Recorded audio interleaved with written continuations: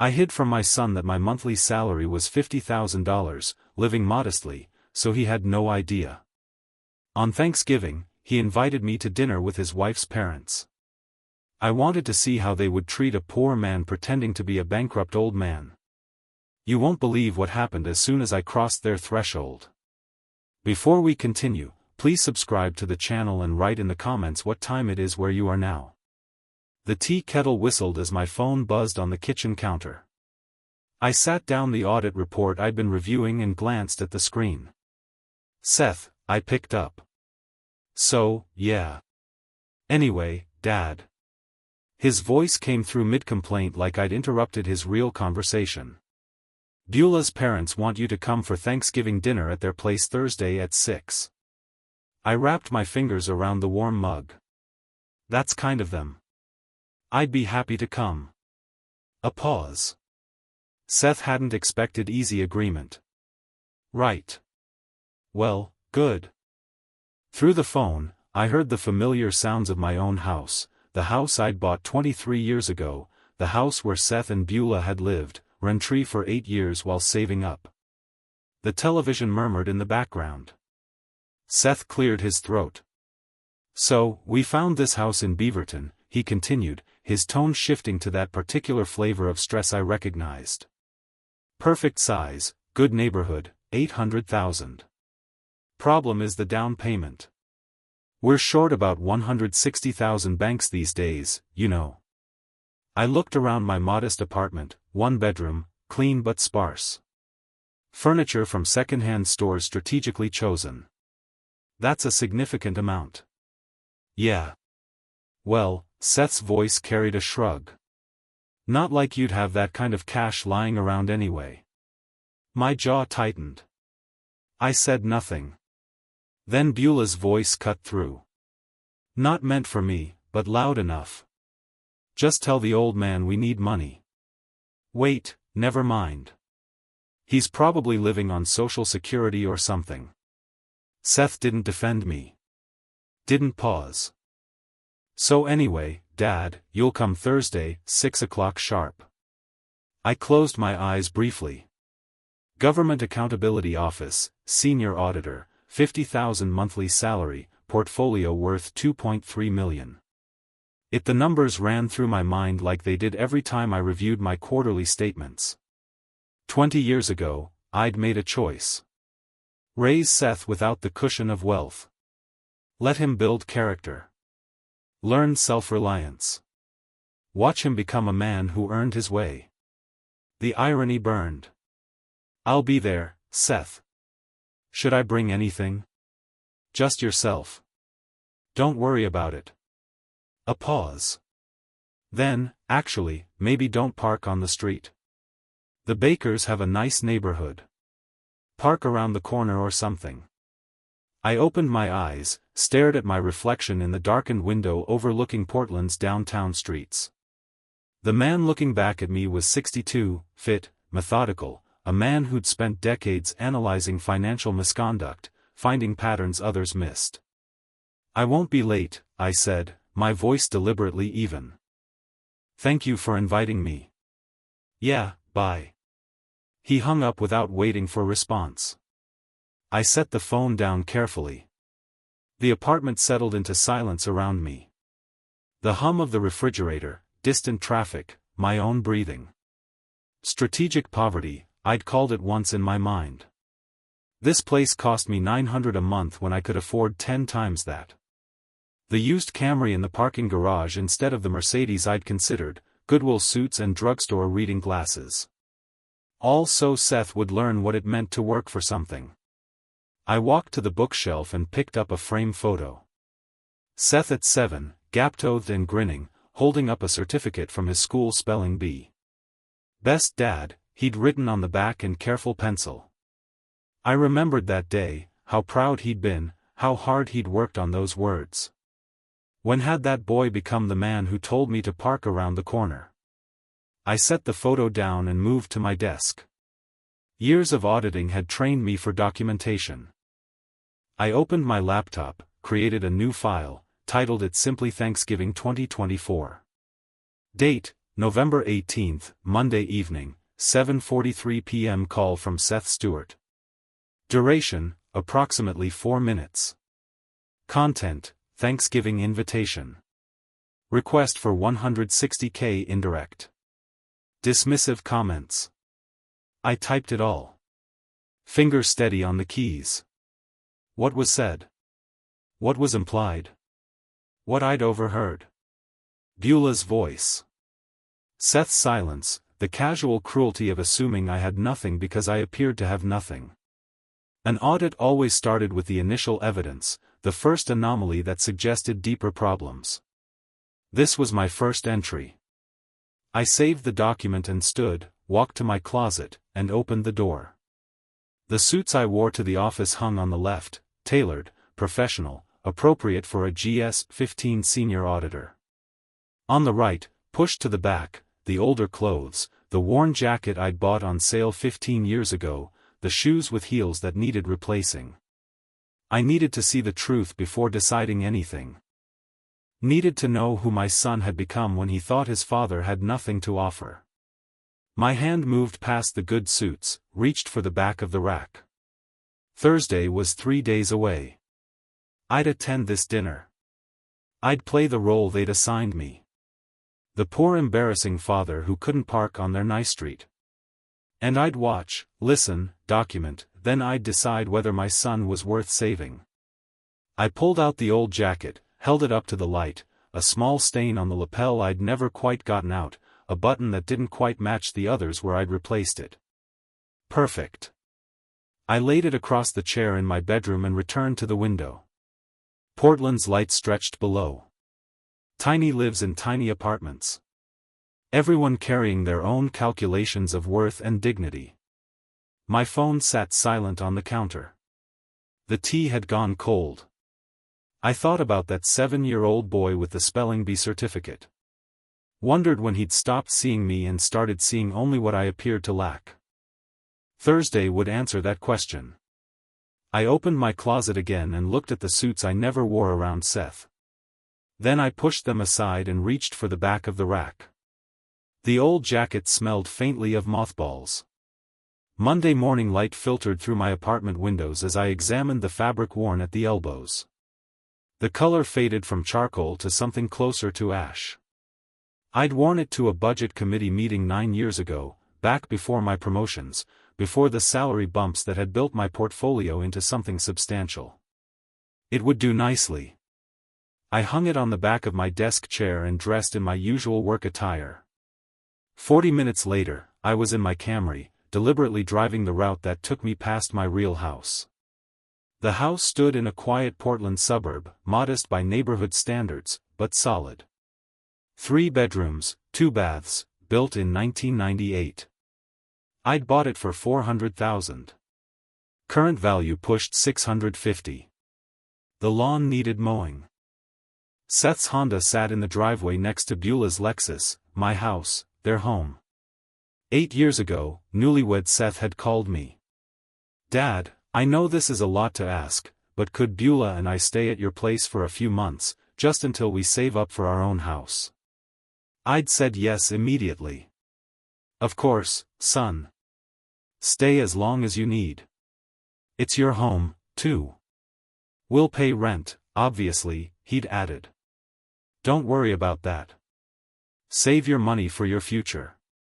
8 years of saving. 8 years rent-free in a house worth more than $500,000. And still they were $160,000 short. I drove on, mind working through the numbers like I worked through discrepancies in federal budget reports. Seth's job at the marketing firm paid $70,000 annually. Beulah managed a boutique fitness studio, probably pulled in 50. Combined income of $10,000 monthly, 0 rent, 0 mortgage. 8 years meant $960,000 had flowed through their accounts. Where had it gone? The Lexus in my driveway probably answered part of that question.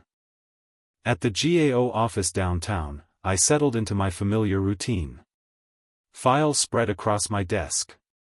Contractor overcharges, grant misallocations, the endless creativity of people who thought they could hide money if they moved it fast enough. I'd built a career on following money that didn't want to be found. "Roland, you heading out early for Thanksgiving?" Marcus from the next cubicle leaned over the partition. Coffee mug in hand, taking Thursday and Friday off. "Dinner with my son's family." "That's nice. Betty's proud to have you visit." I glanced up. Marcus had met me 10 years ago when I joined this division, watched me rise through the ranks, seen the commendations, knew my reputation for thoroughness. He had no idea about the apartment, the Camry, the careful construction of poverty I maintained outside these walls. "We'll see," I said, allowing myself a slight smile. That evening, back in my apartment, I pulled out an old leather wallet from my desk drawer. Inside, tucked behind expired insurance cards, I found what I was looking for, a photo from Seth's 8th birthday. He'd made me a card, construction paper, and marker. "Best Dad" written in crayon across the front. 20 years I'd kept this secret. 20 years of watching him build his own way, believing he was earning everything himself. I'd thought I was teaching him independence, self-reliance, the value of working without a safety net. Maybe I just taught him to look down on anyone he perceived as having less. I put the photo back, closed the drawer. Wednesday evening, my phone rang again. "Seth, just confirming you're still coming tomorrow. 6 o'clock, at the baker's place in West Lynn." "I have the address," I said. "I'll be there." "And Dad," his voice shifted uncomfortable. "Maybe dressed nicely. I mean, as nice as you can." I looked at the old suit laid across my chair. "I'll wear my best suit, Seth." "Right. Okay. See you tomorrow." The relief in his voice cut deeper than Beulah's overheard insult. After he hung up, I sat at my desk and added to my documentation file.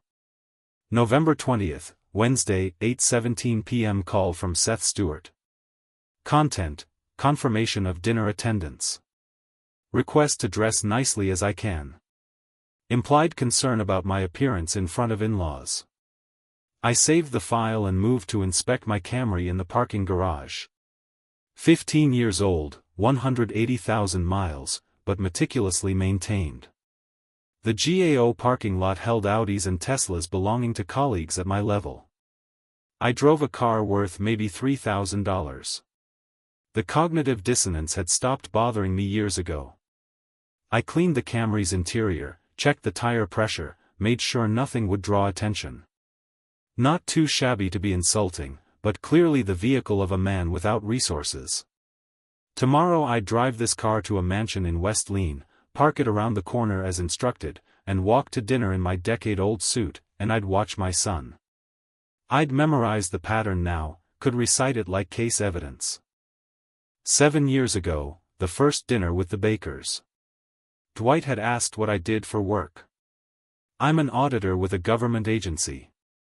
"Ah, public sector." He'd chuckled, shared a glance with his wife, Patricia. "Well, someone's got to do it. Must be rewarding in other ways." Patricia had smiled with practiced sympathy. "Seth mentioned you live quite simply. Very admirable in this materialistic age." Seth had jumped in quickly. "Dad's always been about minimalism, life philosophy, you know. Not a lie, but not the truth either. A reframing that let them all maintain their comfortable narrative. Poor Roland making the best of his limited circumstances. So admirable how he doesn't let it bother him." I'd said nothing to correct them. Let the misunderstanding stand. Because I'd believed then that Seth knew better. That my son understood the difference between choosing simplicity and having simplicity forced upon you. But the years had clarified things, the casual dismissals, the apologetic tone when he mentioned me to friends, the way he'd started spacing out his visits to my apartment, like he was embarrassed to be seen entering a building without a doorman. Tomorrow would be the final test. Thursday morning, I dressed with the same precision I brought to audit preparation. The old suit carefully pressed, the scuffed shoes buffed to hide the worst wear. I looked at myself in the mirror, a man who appeared to be doing his best with limited means. The performance was complete. I locked the apartment door behind me and walked to my car. The baker's house was 40 minutes away in West Lynn, one of Portland's wealthier suburbs. Dwight had made his money in commercial real estate. Patricia's family had old money, the kind that predated Oregon statehood. They'd built a house that announced their status from the street. By 7 o'clock tonight, I'd know whether my son was worth saving. The Camry's engine turned over smoothly. I backed out of my assigned space, drove through downtown toward the highway. Traffic was light, everyone rushing toward their own Thanksgiving tables, their own family gatherings.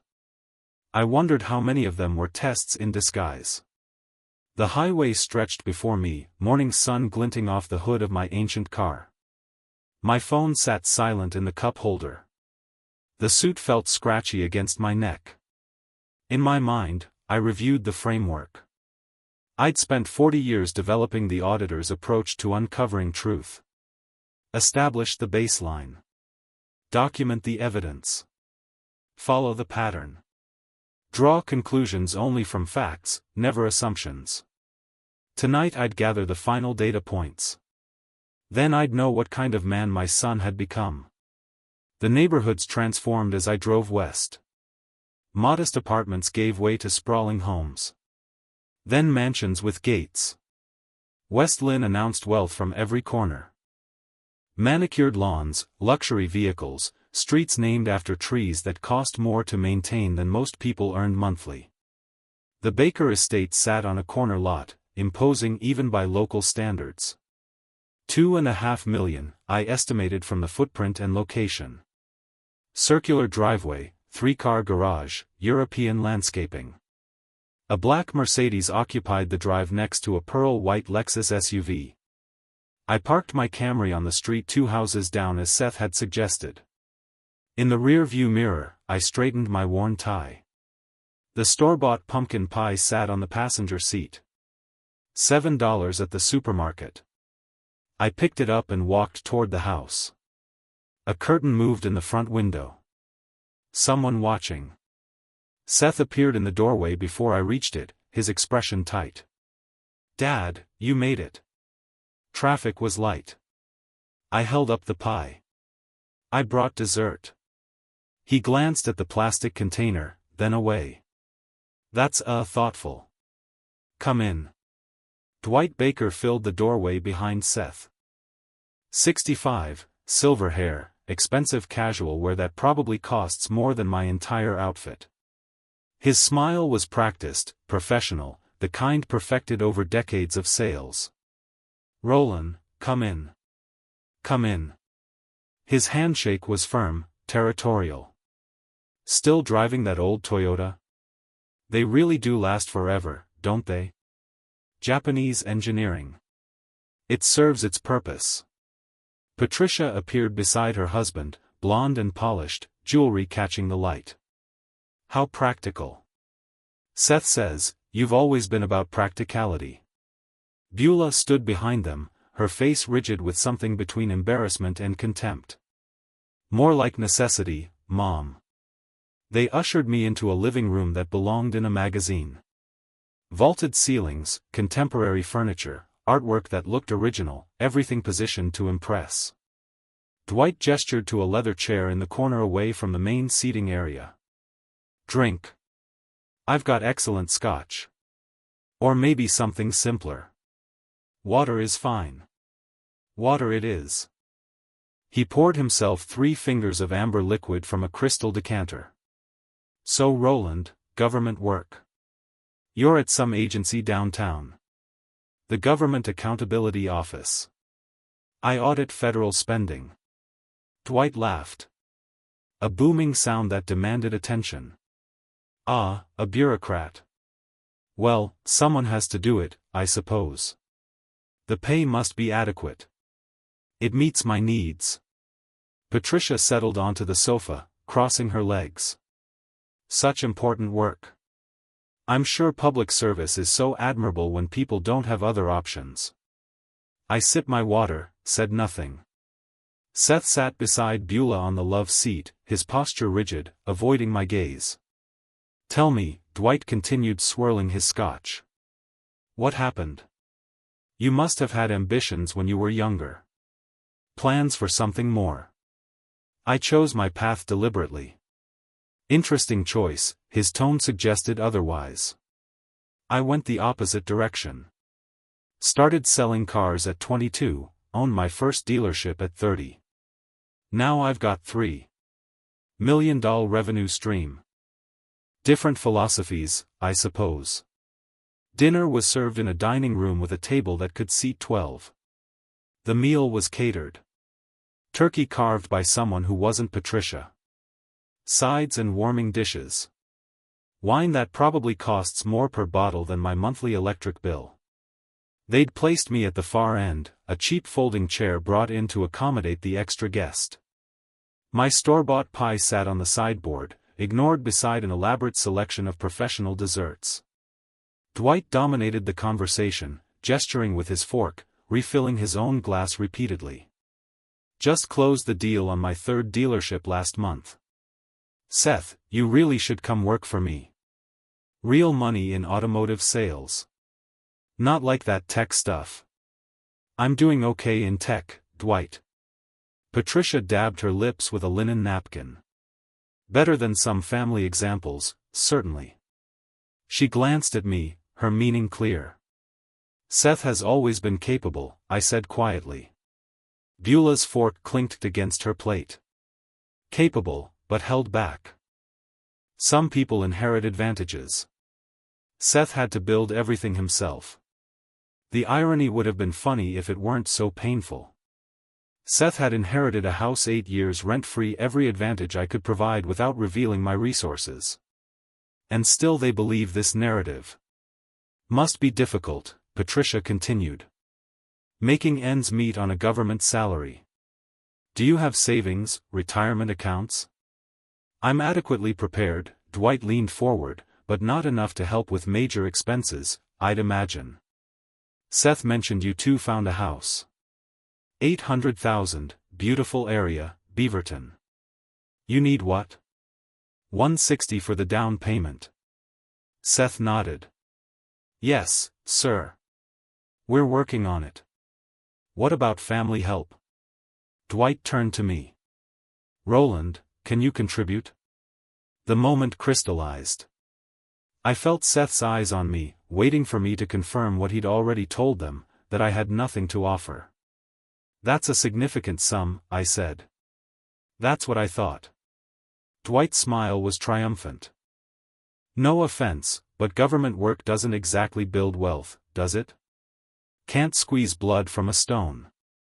Seth sat silent. Not a word in my defense, not even a token protest against Dwight's condescension. Beulah sat down her wine glass. We've learned to be realistic about what's possible from different sources. Well then, Dwight stood, walked to Seth's chair, placed a hand on his shoulder. Tell you what, Patricia and I will provide the $160,000 down payment gift from us. Can't have our daughter wait on forever for help. That clearly isn't coming from elsewhere. Seth's face transformed. Dwight, that's incredibly generous. Thank you. Beulah rose to hug her father. Thank you, Daddy. This is why I'm grateful for real family support. Patricia beamed. Some families help their children succeed. That's what parents do when they're able. I watched my son accept another man as his benefactor. Watched him show more gratitude to Dwight in 30 seconds than he'd shown me in 8 years. The Camry insult, the parking instruction, the cheap chair at the end of the table, all of it I could have forgiven.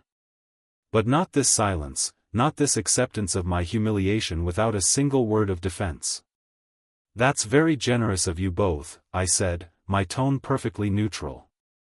We moved through dessert, their elaborate pastries, not my pie. Conversation continued around me like I was furniture. Dwight's business successes, Patricia's charity board, Beulah's boutique studio expansion plans. Seth contributed enthusiastically, animated in ways I rarely saw anymore. At 9 o'clock, I stood. Thank you for the meal. I should be going. Dwight barely looked up. Early night. Well, long drive back to where are you living these days? Downtown. Small place. Cozy, I'm sure. Patricia's smile was dismissive. Good night, Roland. Seth rose halfway, then settled back. Bye, Dad. Not let me walk you out. Not drive safely. Just a quick dismissal, eager to return to his real family. Goodbye, Seth. I paused at the doorway. Enjoy your new house. I walked to my Camry alone. No one accompanied me. No one watched from the window. I sat in the driver's seat, key in the ignition, but not turning it. My hands were steady. My breathing even.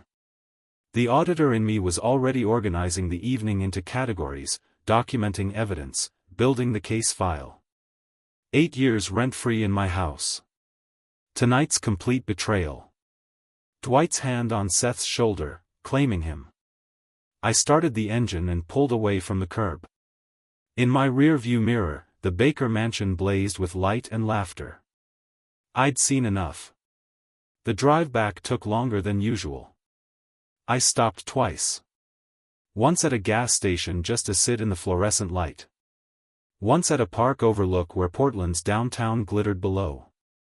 My mind was working, sorting, categorizing, not anger, something colder.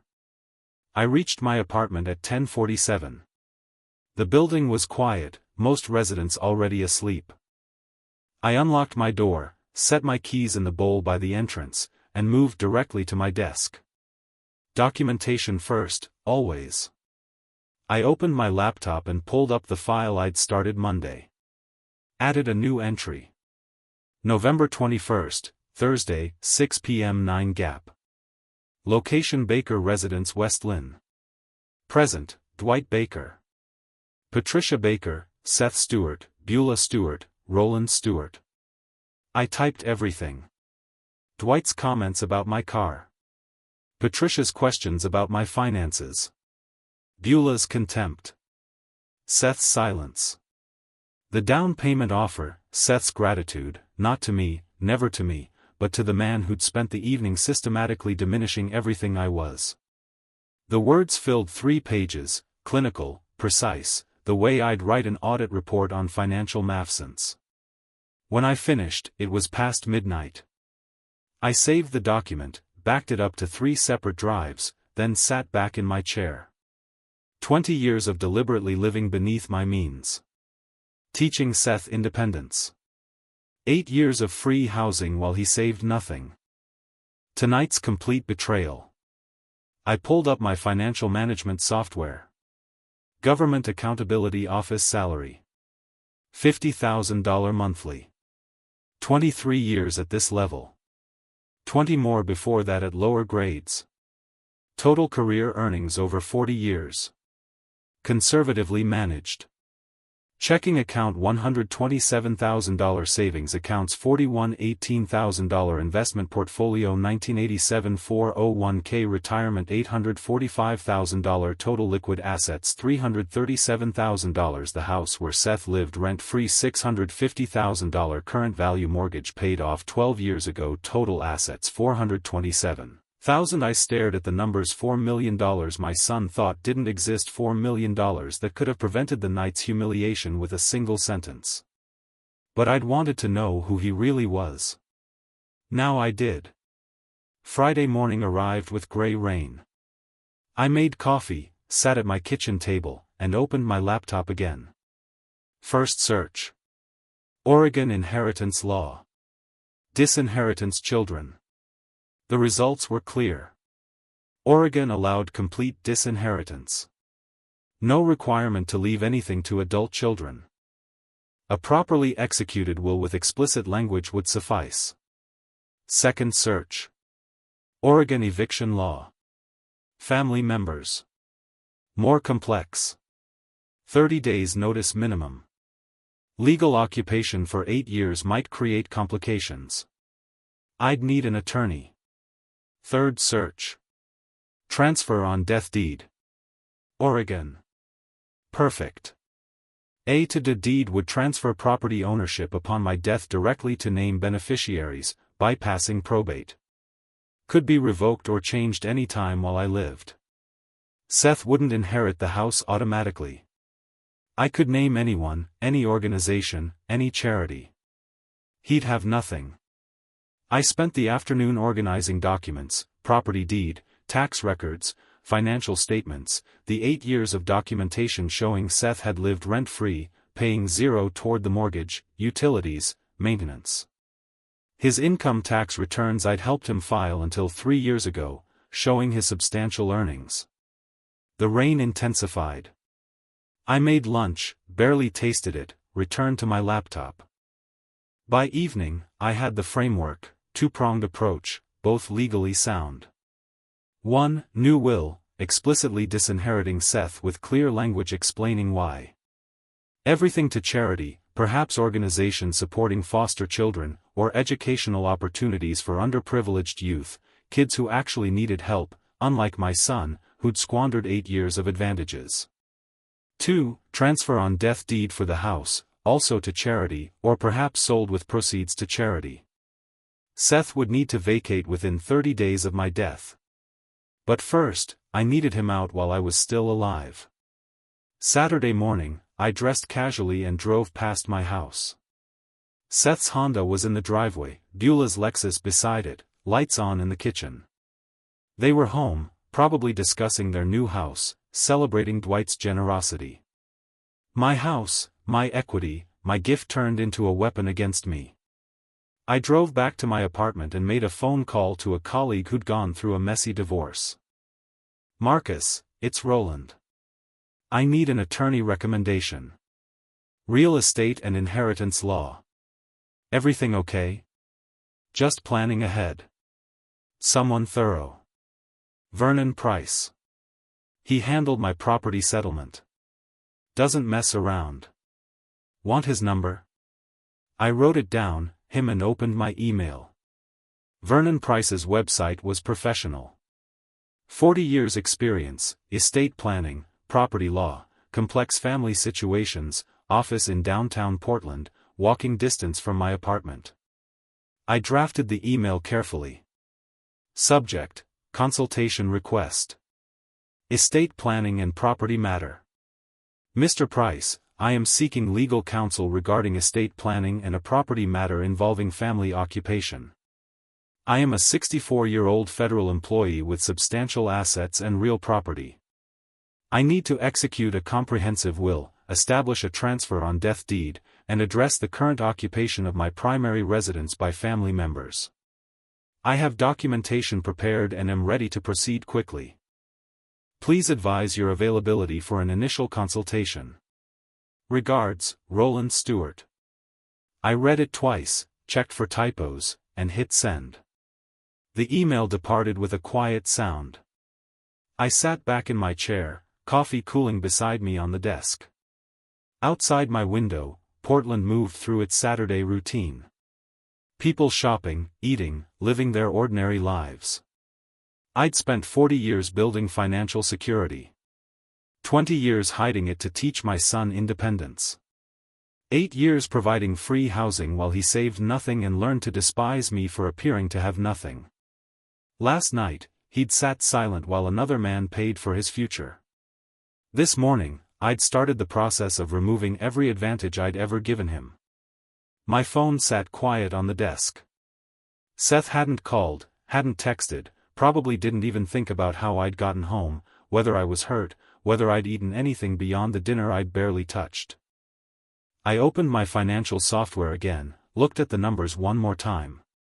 $4 million. 40 years of careful planning.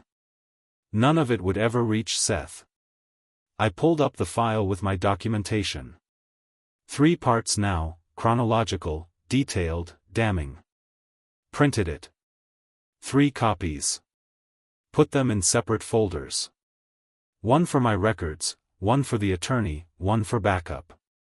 By noon, I'd organized everything an attorney would need.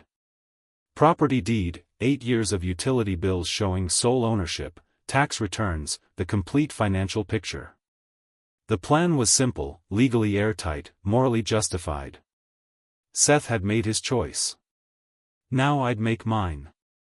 I closed my laptop and looked around my small apartment, the space I chose, the life I built, the resources I controlled. Monday, I'd likely hear from Vernon Price. We'd schedule a consultation. By next week, I'd have documents drafted. Seth could have his new house. Dwight's generous gift, the life he'd chosen with his real family. He just wouldn't have mine. The weekend passed in careful preparation. I gathered bank statements, property deeds, retirement account summaries, organized them chronologically, cross-referenced by account type. When Vernon Price's assistant called Monday afternoon with an appointment slot for Wednesday morning, I was ready. Wednesday arrived cold and clear. Vernon Price's office occupied 2 floors of a glass-fronted building near Pioneer Courthouse Square. Professional but not ostentatious. Leather chairs, organized shelving, the quiet efficiency of a place focused on substance over appearance. Vernon met me in the conference room, mid-40s, graying at the temples, direct handshake. "Mr. Stewart, thank you for coming in. I understand that you need estate planning assistance." I set my leather portfolio on the table and opened it. "I need to disinherit my son completely and permanently. Can Oregon law accomplish this?" "Yes, it can. Oregon doesn't require parents to leave anything to adult children." He sat across from me, pen ready. "Tell me the situation." I removed my documentation. First the handwritten notes from Thanksgiving. Then bank statements showing my accounts. Property deed for the house. Current will leaving everything to Seth. Retirement summaries. I arranged them in organized stacks between us. My son showed me who he is when he thought I had nothing. Now that I'm certain of his character, he'll receive nothing. Vernon read through my documentation methodically. Occasionally he made notes, asked clarifying questions. When he reached my financial summary, his eyebrows lifted slightly. "You have substantial assets. The house alone is worth $650,000 paid off 12 years ago. My son has lived there rent-free for 8 years while accumulating zero savings and learning to be embarrassed by me." "I see." Vernon set the deed aside. "And your liquid assets?" $1.2 million in savings and investments, $800,000 in retirement accounts. I slid another document across. This shows his income over those 8 years. Combined with his wife's earnings, they should have saved over $1 million. They have nothing. Vernon nodded slowly. "You want this airtight? No loopholes, no opportunities for reversal." He pulled out a legal pad and began outlining options for the house. He explained 2 approaches. Life estate or transfer on death deed. Todd was cleaner, faster, harder to challenge. Property would automatically transfer to my chosen beneficiary upon death, bypassing probate entirely. For liquid assets, a new will was straightforward. Name any beneficiary. Include explicit disinheritance language. "Who receives your estate?" Vernon asked. I'd considered this over the weekend. No family alternatives. I had no siblings. My parents long deceased. I want the money to go to children who actually need it. Kids from families without resources. The Portland Education Foundation provides scholarships to low-income students. Reputable, established, perfect for estate gifts. That works. Children who have nothing will benefit from what my son took for granted. Vernon allowed himself a slight smile. There's a certain poetry to that choice. There's justice to it. He outlined the timeline. Draft new will 1 week. Prepare to deed 1 week. Notarization required with Joyce Hartman, a reputable notary in the building. Property appraisal recommended with Kevin Murphy, licensed appraiser. Total timeline, 2 weeks to complete all documents. Once executed, Vernon emphasized, these documents are extremely difficult to challenge. Your federal position proves competence, but I recommend additional documentation, dates, conversations, reasons for disinheritance. Also consider a cognitive assessment from your physician. Creates medical record of competence at signing. I nodded. My annual federal employee health assessments are current, all normal, no cognitive issues. Perfect. Bring those records to the signing. Over the next 2 weeks, I became intimately familiar with the process. Vernon sent drafts for review. I read each page carefully. My years of analyzing complex federal documents serving me well. I requested specific language changes, clarifications, additional provisions. The property appraisal required coordination. I called Seth on a Tuesday evening. Seth, I'm having the house appraised next Tuesday. The appraiser will need access. Appraised? Why? Insurance purposes. Routine property valuation. Will you be home? No, I'll be at work. Beulah might be here. This seems sudden. It's overdue. I'll coordinate with the appraiser. He'll be professional and quick. Okay, I guess that's fine. Kevin Murphy conducted the appraisal on schedule. I accompanied him. It was my property after all. Seth wasn't home. Beulah had left for her studio. Walking through the house felt strange. Seth's furniture, Beulah's decorative choices, their lives built in my space without payment or appreciation. Kevin measured rooms, photographed features, noted improvements. The appraisal came back at $650,000, fair market value. By mid-December, all documents were ready. Vernon scheduled the signing for a Wednesday afternoon. Joyce Hartman's notary office occupied a corner of the law firm's second floor. Small desk, official seal mounted on the wall, filing cabinets of recorded documents. 2 witnesses, law firm staff, stood against the wall. Joyce reviewed my federal ID badge, verified my identity. She slid the new will across the desk. Mr. Stewart, I need to verify you understand these documents. This will revokes all prior wills and directs your entire estate to the Portland Education Foundation. Do you understand? Completely. And this deed transfers your property to the same foundation upon your death. Your son, currently residing there, is not a beneficiary. You understand this? I do. That's my intention. Very well. Please sign here. Here and initial here. I signed with deliberate strokes. The pen moved smoothly across the pages. Then the Todd deed. Joyce supplied her seal. The stamp made a definitive sound that echoed in the quiet room. She handed me the documents. These are now in effect. The Todd deed needs county recording. The next morning, I personally walked the recorded deed to the Multnomah County Recording Office. I wanted to see it entered into public record myself. The clerk processed it efficiently, provided a stamped copy with the official recording number. I held the document, read the stamp. Real now, permanent. The house would never be Seth's. That afternoon, I returned to Vernon's office for our final meeting. All documents are executed and recorded, he confirmed. Your estate plan is now in effect. When do you plan to inform your son? Soon, after the holidays. I want him to enjoy one more Christmas, believing he's getting millions. Vernon leaned back in his chair. That's actually remarkably restrained. Most clients in your situation act immediately. I'm not acting from rage. I'm acting from certainty. A few more weeks won't change anything. He nodded. Call if you need anything. And Mr. Stewart, you've done this correctly. The documentation is thorough. The legal foundation solid. I left his office carrying copies of every document. The originals were filed in Vernon's secure storage with additional copies in my apartment safe. Christmas came and went. Seth sent a brief text. Generic holiday wishes.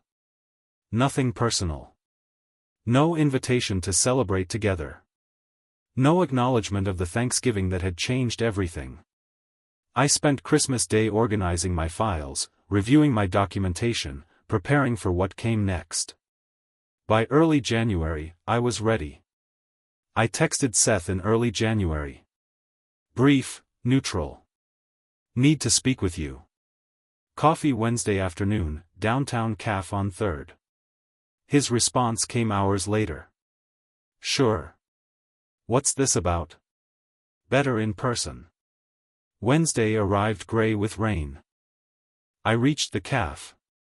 First, selected a corner table near the window. Ordered black coffee. Watched the street until Seth appeared, walking quickly, shoulders hunched against the weather. He sat across from me, confusion evident. What's going on? You sounded serious. I sipped my coffee. Let the moment settle. I want to tell you about something I did 20 years ago. A decision about how to raise you. Seth frowned. Okay. When you were 15, I made approximately $200,000 annually as a senior federal auditor. I had a substantial investment portfolio, significant savings, real assets. I could have given you anything. Private schools, new car, college paid in full. His expression shifted, uncertain now. Instead, I chose to live modestly. Let you believe we had limited resources. I wanted you to learn independence, self-reliance, the value of work. I set down my cup. I wanted to see who you'd become without the cushion of obvious wealth. Seth's face palled. What are you saying? I'm saying I currently have $1.2 million in savings and investments, $800,000 in retirement accounts. I own the house where you live. $650,000 paid off. Total assets approximately $4 million. The color drained completely from his face. You're joking. I'm telling you the truth I've hidden for 2 decades. The poverty you've been embarrassed by. Strategic. The modest apartment, the old car, the worn suits. Choices, not necessities. His hands gripped the table edge. Why would you? To see who you'd become. To understand your character when you thought I had nothing. I kept my voice level. Professional.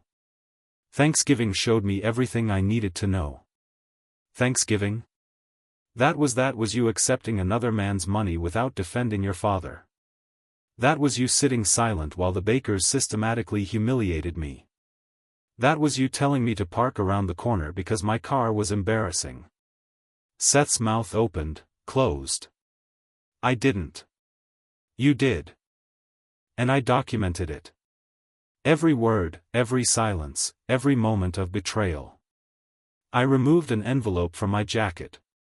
2 weeks ago, I completed new estate documents. A will disinheriting you completely. A transfer on death deed, removing you as beneficiary of the house. Everything goes to the Portland Education Foundation. Scholarships for children from low-income families. I slid the envelope across. These are copies.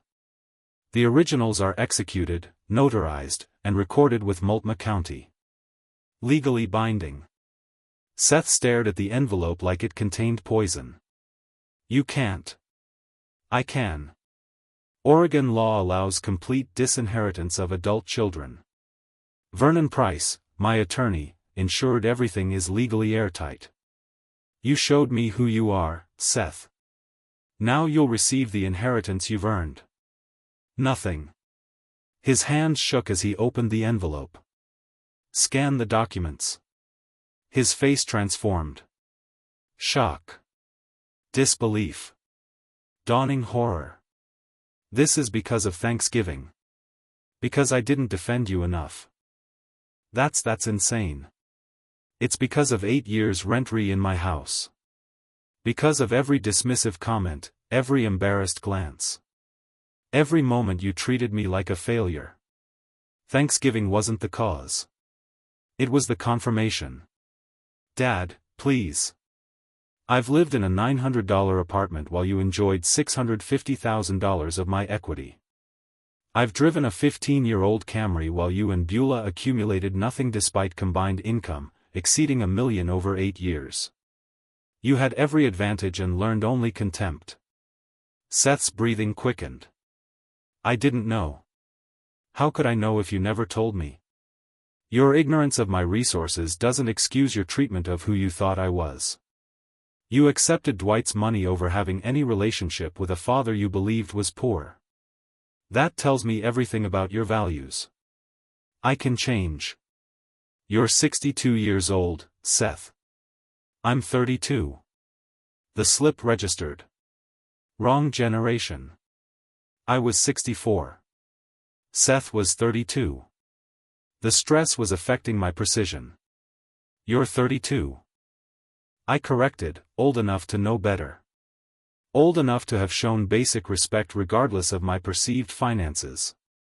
He pushed back from the table, stood, sat again. His phone buzzed. He ignored it. It buzzed again. He answered it. Not now, Beulah. Her voice carried across the table, shrill and demanding. I couldn't make out words, but the tone was clear. Seth's expression crumbled. He just told me he's got $4 million. No, I didn't know. Of course, I didn't. He listened, his face re-eaning. He already did it. Legal documents recorded everything. Another pause. I don't know. Let me, she was screaming now. Actual screaming. Seth pulled the phone from his ear, wincing. I need to go home, he said finally. We need to talk about this. There's nothing to discuss. The documents are filed. My decision is final. Beulah's parents, Dwight knows lawyers. Let him hire them. Vernon Price specializes in estate law. Every document was prepared to withstand challenge. You can spend your savings on legal fees if you want. You'll lose. Seth stood swaying slightly. How can you do this? I'm your son. And you showed me exactly what that means to you. I stood as well, straight in my coat. The house is mine. The money is mine. None of it was ever yours. Despite 8 years of free living and a lifetime of expectations. You made your choices. Now live with them. I left the cafe. While he was still standing there, the documents scattered across the table, his phone pressed to his ear and Beulah's voice cutting through the space between us. In my car, I sat for a moment before starting the engine. Across the street, through the cafe window, I could see Seth collapsed back into his chair, head in his hands. I started the camera and pulled into traffic. The first blow had landed. Now I'd wait to see how they'd respond. 10 days passed after the CAF meeting. I returned to my routine. Work, home, the quiet rhythm of my life. Seth called twice. I didn't answer. Then the certified letter arrived requiring my signature. I knew what it was before I opened it. The postal worker waited while I signed the electronic pad. I thanked her, closed the door, and sat at my kitchen table. The envelope was thick, formal, bearing the letterhead of Harrison & Cole, a prominent Portland law firm known for aggressive litigation. I used a letter opener rather than tearing the envelope. Inside, 12 pages of legal filing. Seth Stewart, plaintiff, versus Roland Stewart, defendant. Contest of last will and testament. Claims of diminished capacity, undue influence, emotional instability evidenced by sudden disinheritance of only child. I photographed each page with my phone, then called Vernon Price. They filed, I said when he answered, expected. Can you come in tomorrow morning? The next day, Vernon spread the filing across his conference table. He read it completely, occasionally making notes, his expression unimpressed. "This is a Hail Mary pass," he said finally. "They're hoping to intimidate you into settlement. Oregon law is clear. Competent adults can disinherit anyone for any reason. You have medical records, employment records, documented reasoning. This won't succeed, but it will take time and energy. Fight it completely. That's what I hoped you'd say. Let's bury them in documentation." Over the next week, I provided everything Vernon requested. Security clearance renewal from 6 months ago. Government background checks requiring psychological screening. Annual physical exam results. All normal. No cognitive decline. Performance reviews from the GAO. Consistently excellent ratings. Vernon compiled it into a fortress of evidence. Harrison and Cole is expensive. Vernon noted. Someone with resources is funding this. Dwight Baker, Seth's father-in-law. That explains the aggressive approach. They're used to buying outcomes. The letters started arriving the second week of February. Handwritten Seth's familiar script on cream-colored stationery. The first one was 3 pages of rambling apology. Youthful foolishness, misunderstandings, promises to be better. The second referenced specific memories, teaching him to ride a bike at age 7. That father wouldn't abandon his son now. I read each letter completely, filed them in a folder labeled Seth, February 2025. Didn't respond to any. I recognized manipulation when I saw it. Mid-February, my phone rang. Unknown number. Roland Stewart. Roland Dwight Baker. Let's talk man to man, businessman to businessman. What's your number? I switched the phone to speaker. Started recording. My number? Everyone has a price. You want to leave money to charity? Fine. Name the amount you want for yourself and we'll settle this. This isn't about money, Mr. Baker. It's about character. Seth failed a test he didn't know he was taking. Dwight's voice hardened. Don't be naive. Everything's about money. You're just playing hard to get. 200,003. You can't buy your way out of this. Goodbye. I hung up, saved the recording, emailed it to Vernon with a timestamp. The third call that week came from Beulah directly. First time she'd ever called me. Roland, it's Beulah. I'm calling because I think we all need to take a step back. We're family. Family shouldn't fight like this. We became strangers at Thanksgiving. This call doesn't change that. Her voice shifted sweeter, almost pleading. I'm trying to apologize. Can we have dinner? Talk properly? Your apology is motivated by money, not remorse. The answer is no. You're being unreasonable.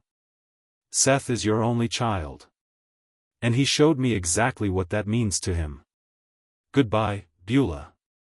I hung up. She called back immediately. I declined the call. She called 3 more times that evening. I blocked her number. Vernon filed our counter motion in late February. The documentation was overwhelming.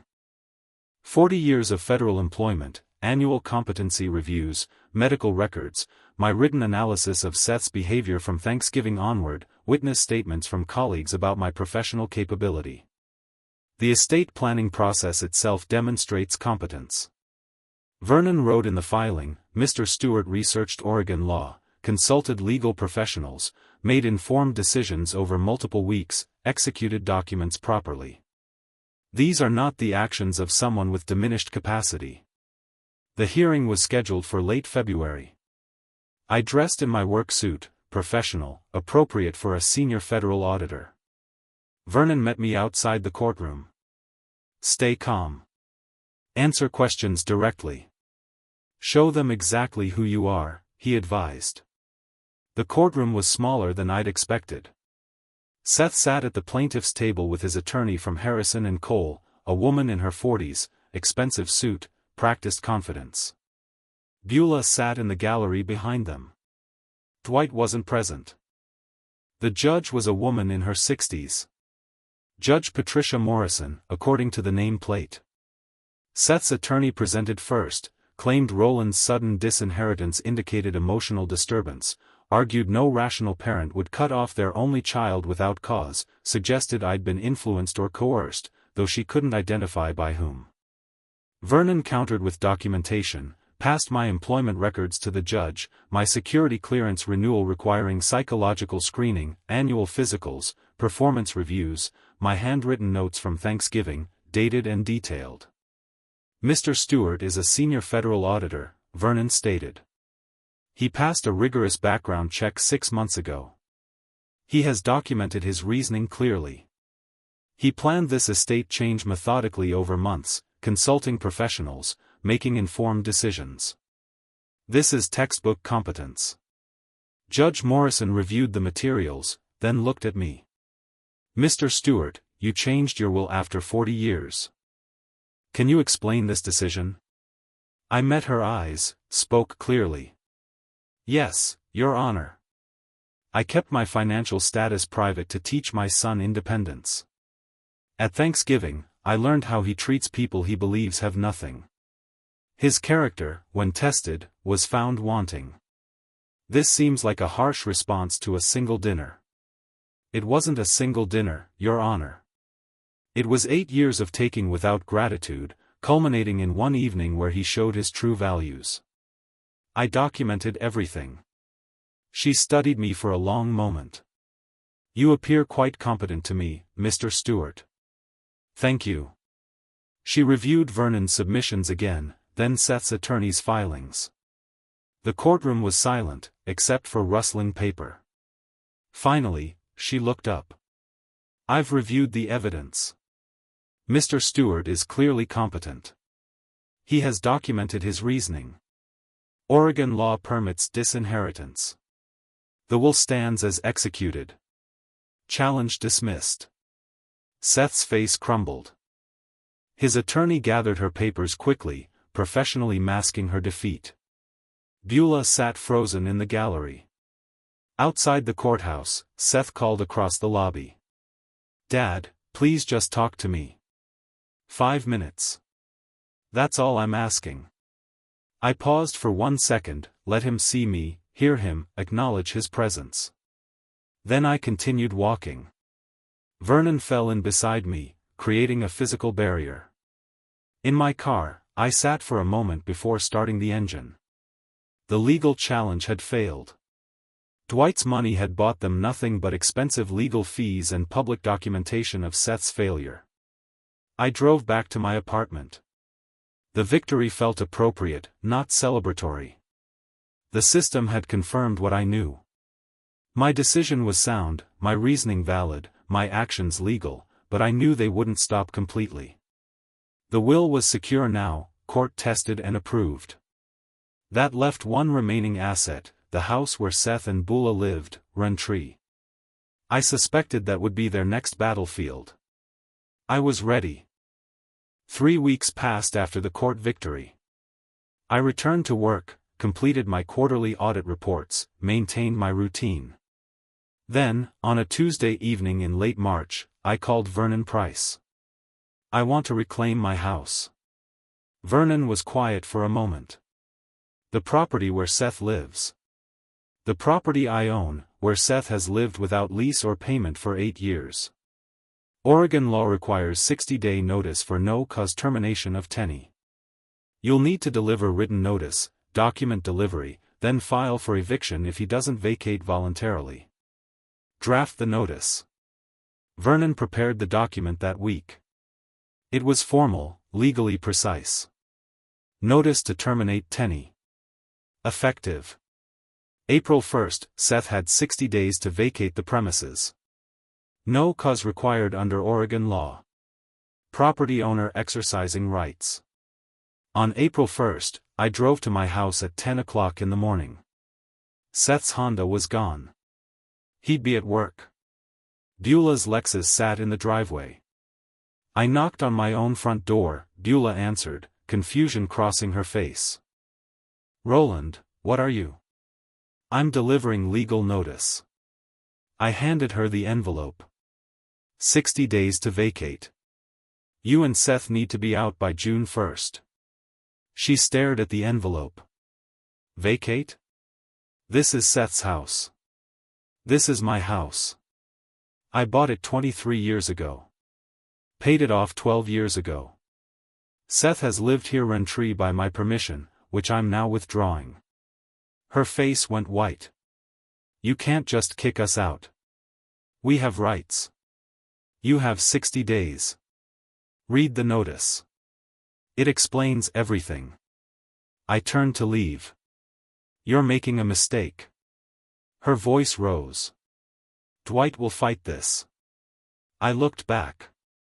Dwight's money couldn't overturn the will. It won't stop a property owner from reclaiming his own house. June 1st be out. I walked to my car, photographed the house in my visit, noted the time and date. Documentation. Vernon filed the forcible entry and detainer action in mid-April exactly as required when Seth and Beulah didn't respond to the notice. The court scheduled a hearing for mid-May. The hearing was procedural, quick. I presented the property deed showing sole ownership, showed documentation that Seth had never paid rent, had no lease, occupied by verbal permission only, presented the notice to vacate delivered April 1st. Seth's new attorney, different firm, less expensive than Harrison & Cole, argued that 8 years of occupancy created some form of tenancy right. Judge Reynolds rejected it immediately. No lease, no rent, no documentation of any rental agreement. This is permissive occupancy which the owner can terminate. 60-day notice was proper. I'm ordering the tenants to vacate by June 1st or face forcible removal. Seth sat rigid in his seat. Beulah wasn't present. Probably couldn't face another courtroom defeat. Outside, Seth approached me in the parking lot. Where are we supposed to go? I unlocked my car door. That's not my concern. We can't afford first and last month's rent on a decent place. Not with the down payment gone to Dwight's lawyers. You had 8 years of free housing to save money. You saved nothing. Those are your choices, Seth. Live with him. You're enjoying this. Watching us suffer. I met his eyes. I'm not enjoying it. I'm implementing it. There's a difference. I drove away. In my rear-view mirror, Seth stood in the parking lot, defeated. The days crawled toward June 1st. I heard through indirect channels. A colleague knew someone who knew Beulah's sister that they'd found a cramped 2-bedroom apartment in a less desirable neighborhood. Rent $2,200 monthly, no down payment assistance from Dwight anymore. Apparently, he'd tired of funding their legal losses. June 1st arrived on a Sunday. I drove to the house at noon. A moving truck sat in the driveway nearly empty. Seth and Beulah were carrying the last boxes out.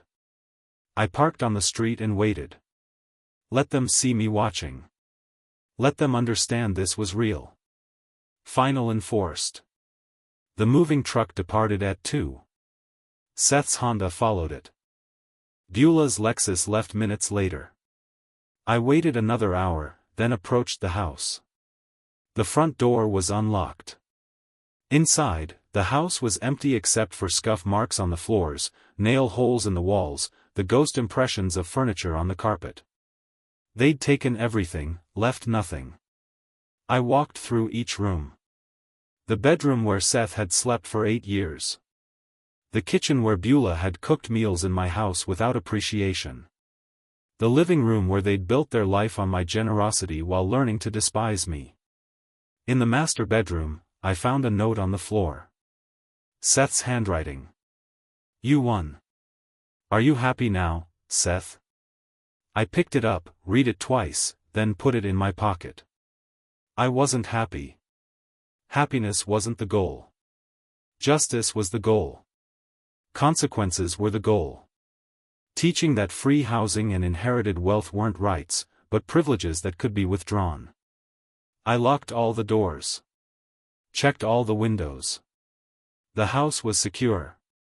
Empty. Mine again. My phone buzzed. Text from Vernon. Confirm they're out. Property is yours. Well done. I stood on the front porch, keys in hand. 8 years of free housing ended with a court order. Seth had called it cruel. I called it consequences. Somewhere in Portland, Seth and Beulah were unpacking in whatever apartment they could afford on short notice. Dwight's money had dried up after 2 legal defeats. They'd have to manage on their own earnings now, pay their own rent, build their own security without a wealthy father-in-law or a generous father they'd learned too late to appreciate. I got in my car and drove back to my apartment. The house was mine again. The inheritance was secured. The legal battles were over. Seth had nothing left to take. Nothing left to contest.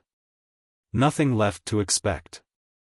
I'd spent 20 years teaching him independence. 8 years giving him advantages. 3 months showing him consequences. The education was complete. 3 weeks passed after the eviction hearing. The June 1st deadline approached. I maintained my routine, waiting to see if Seth and Beulah would leave voluntarily or require sheriff enforcement. Then on a Tuesday evening in late May, my apartment buzzer rang. I wasn't expecting anyone. Yes, Dad. It's me. Seth's voice came through the intercom, subdued. Can I come up, please? Just 10 minutes. I considered refusing. Pressed the button instead. Why? Because I need to talk to you face to face. Not through lawyers.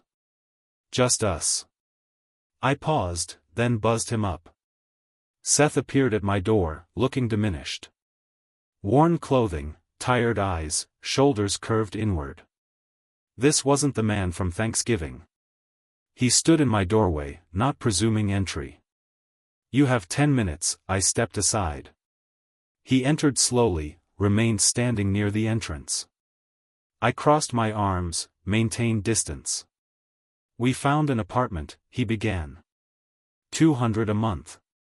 It's small, but it's what we can afford now. Problem is, it's not ready until mid-June. We need 2 more weeks. You had 60 days. You chose to wait until the deadline approached. We were trying to find something better. Everything costs more than we expected. The legal fees from fighting you. He looked at his hands. They wiped out our savings. Those were your choices. Poor financial planning doesn't obligate me to extend deadlines. Seth nodded slowly. Dwight gave us $50,000, but he won't give more. He's furious about the court losses. He said, "You're too stubborn, and we're on our own now." I allowed myself a thin smile. He tried to buy a solution. When that failed, he withdrew support. Sounds familiar. Conditional assistance based on success. How does it feel being on the receiving end? Point taken. Seth's voice was quiet. What about Beulah? How's she handling this? His expression darkened. She blames me for everything. She says I should have known you had money. That I should have fixed this. She calls me a failure daily. Those are the same words she used about me at Thanksgiving. You said nothing then. Now you understand what silence costs. I do. Too late, but I do. We stood in silence. Outside my window, Portland's evening traffic hummed. Seth shifted his weight, exhausted. I'm not asking for forgiveness, he said finally. I'm not asking you to change the will. I'm asking for 2 weeks. That's all. Just 14 more days. I gave you 8 years. That's 4,176 days of free housing. You're asking for 14 more. The answer is no. Dad, please. The court order says June 1st. That deadline stands. Be out by then or the sheriff enforces it. This conversation is over. Seth looked at me directly for the first time. I came here knowing you'd probably say no. I came anyway because I had to try, not for the house or the money. I understand those are gone. Just to see if there's anything left between us worth saving. Thanksgiving? Answered that question. He nodded, moved toward the door, his hand rested on the knob. For what it's worth, I'm sorry. Not about losing the money. About disappointing you. If you'd shown this awareness at Thanksgiving, none of this would have happened. I know, but I didn't. And now I'm living with it. Yes, you are. Goodbye, Seth. He left without another word. I stood at the closed door, listening to his footsteps fade down the hallway. Then I walked to my window, watched him emerge onto the street below, get into his Honda. He sat there for a long moment before starting the engine. I closed the curtain. Over the next few days, I drove past the house occasionally, not stalking, verifying. I parked a block away, observed for 10 minutes, noted progress, rental truck on Wednesday, boxes loaded Thursday, furniture carried out Friday. On May 30th, I watched from my car as Seth and Beulah made final trips. Beulah slammed the trunk repeatedly, her movements sharp with anger. Seth moved mechanically, carrying boxes without expression. They didn't see me watching. By evening, the truck was gone. May 3rd, Pierce, my phone buzzed. Text from Seth. We're out. House is empty. Keys are on kitchen counter. I typed a single word. Acknowledged. No response came. None was needed. June 1st arrived on Sunday. I drove to the house at noon. Let myself in with my original key. The keys Seth mentioned lay on the kitchen counter. 2 copies tagged with a hardware store label. I walked through empty rooms, scuff marks on floors, nail holes in walls, carpet indentations where furniture had stood for 8 years, the ghost architecture of their life in my space. In the master bedroom, I found something they'd missed. A small framed photo fallen behind where the dresser had been. Seth and Beulah on their wedding day 7 years ago, young, hopeful, certain of their future. I picked it up, studied it for a moment, then set it on the window sill. Not my concern anymore. I locked all the doors, checked all the windows. The house was secure, empty, mine again. Outside, I stood on the porch, keys in hand. 8 years of occupation ended. Seth had texted compliance, moved out without sheriff enforcement, left quietly. The education was complete, the consequences delivered, the justice achieved.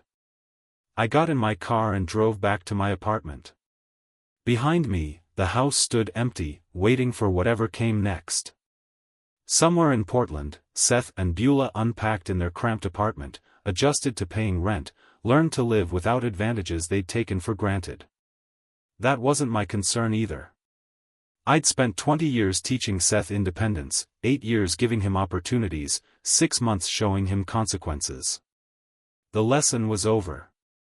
Whether he learned from it was his choice now, not mine. I parked in my apartment garage, rode the elevator up, unlocked my door. Inside, everything was exactly as I'd left it. My space, my peace, my life undisturbed by people who'd learned to value wealth over character. I made dinner, ate at my small table, and felt something I hadn't felt since before Thanksgiving. Satisfied, not happy, not triumphant, just finished. The story had reached its natural conclusion. June passed into July. I returned to my full work routine at the GAO, completed the quarterly audits I'd been managing, prepared reports for congressional oversight. My colleagues noticed nothing different about me. I was the same senior auditor I'd been for decades, methodical, thorough, reliable. The house stood empty through June while I consulted with a real estate agent. Market value had held steady at $650,000. I listed it in early July and it sold within 3 weeks. Cash buyer, no complications. Closing costs netted me $640,000. I never visited the house again after June 1st. The agent handled everything. Inspections, repairs, staging, showings. When the sale closed in late July, I signed documents in Vernon Price's office, accepted the check, and completed the transaction without seeing the property. The money transferred to my account, $640,000 that would never reach Seth. I decided weeks earlier where it would go. The Portland Education Foundation occupied a modest office building in the Pearl District. I scheduled a meeting with their director, Margaret Chen, for early August. "Mr. Stewart, thank you for coming in." She shook my hand warmly. "Your donation inquiry was intriguing." I'd outlined my intention in the initial email. Now, I explained fully. I'm donating the proceeds from a property sale, $640,000. I want it used for college scholarships for students from low-income families, full 4-year funding for as many students as the amount allows. Margaret's expression shifted from professional interest to genuine surprise. "That's remarkably generous. May I ask what inspired this?" "I believe in giving opportunities to young people who will appreciate them. Students who understand the value of education because they've had to fight for it." She nodded slowly. "We could fund approximately 15 full scholarships with this amount. 4 years each. Tuition, books, basic living expenses at Oregon public universities. 15 lives changed. That's sufficient." We worked through the details over the next hour. The foundation would manage the scholarship selection and distribution. My name would remain confidential. No publicity, no recognition. The scholarships would be awarded based purely on need and merit. "Would you like updates on the recipients?" Margaret asked. "Many donors enjoy seeing the impact." "No, I trust your judgment in selecting deserving students. Beyond that, I don't need to know." She studied me curiously. "This is unusual. Most major donors want involvement or acknowledgement. I'm not most donors. The money has a purpose now. That's acknowledgement enough." I signed the donation paperwork, transferred the funds, and left with a simple receipt. $640,000 redirected from a son who'd wasted advantages to 15 students who'd earned them. The letter arrived 3 weeks later, formal acknowledgement from the foundation, 15 scholarships funded, names withheld per my request, but brief descriptions included first-generation college students, foster care survivors, children of single parents working multiple jobs, young people who understood struggle and valued opportunity. I read the letter once, filed it in my desk drawer, and didn't look at it again. September brought routine, work, home, the quiet rhythm I preferred. I heard nothing from Seth. No calls, no texts, no letters. The silence was mutual and appropriate. Through indirect channels, I learned fragments. A colleague's friend knew Beulah's sister. Seth and Beulah were in their small apartment, marriage strained, but intact. Seth still worked his tech job. Beulah still managed her fitness studio. They paid their rent, managed their bills, lived without safety nets or wealthy benefactors. They were learning what independence actually meant. I felt no satisfaction hearing this, no triumph, just confirmation that consequences were real and being faced. One afternoon in late September, I sat at my desk reviewing audit reports when Marcus stopped by my cubicle. "Roland, you seem different lately. More settled, maybe?" I looked up from my computer. "Do I? Why?"